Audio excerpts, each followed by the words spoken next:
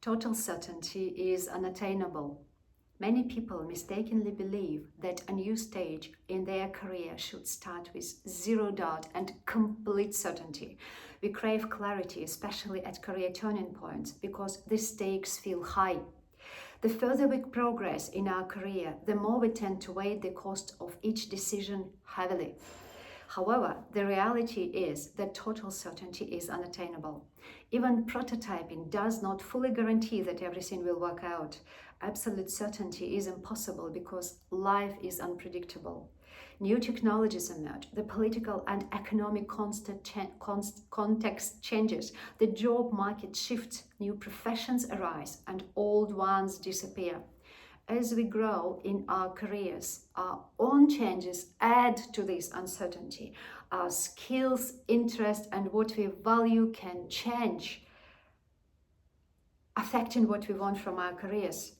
Big life events like having a family, moving, or rethinking our life goals also shape our career choices and their results. So don't be hard on yourself for being not 100% certain. Next comes a section on status quo bias and tolerance for uncertainty, and here is the next excerpt. You don't need to know the entire route in advance. Many achievers feel uneasy when Many achievers feel uneasy with just the first few steps. They crave a longer, clearer, fixed step-by-step plan. It gives them a sense of control. Starting a new career without a rigid, comprehensive plan seems like inviting disaster. I've seen a lot of worry about not having that detailed long-term plan.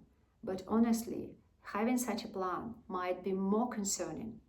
It's like having a move-by-move chess strategy planned out in advance. No matter how thorough it is, it quickly becomes useless after the game begins. Traditional planning works well in stable, predictable situations. That's why I suggest using it for things like health habits, learning languages, or sports training. But for careers, we need a different approach.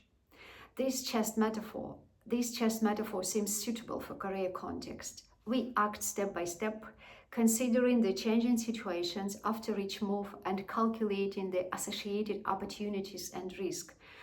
We cannot get lost because remember, we have a reference point, our North Star. The North Star was covered in the previous chapter. This approach is based on the concept of equifinality, which means that there are many ways to reach the same goal. This isn't just one right path to success. One person might climb the corporate ladder at their company to reach a top position, while another might move between industries or take breaks for personal growth and still end up at the same level. This shows that everyone's career path is unique and we should stay open to different opportunities that can lead us where we want to go.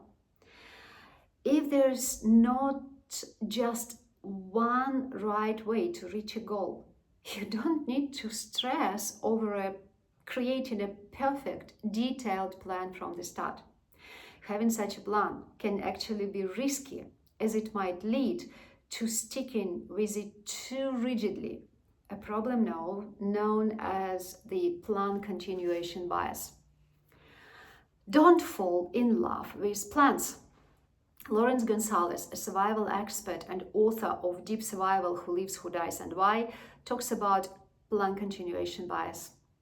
In tough situations, this means people might keep going down a risky path instead of stopping to think and change their approach. Gonzalez says that happens partly because people really believe in their first plan and don't like the uncertainty of changing the route.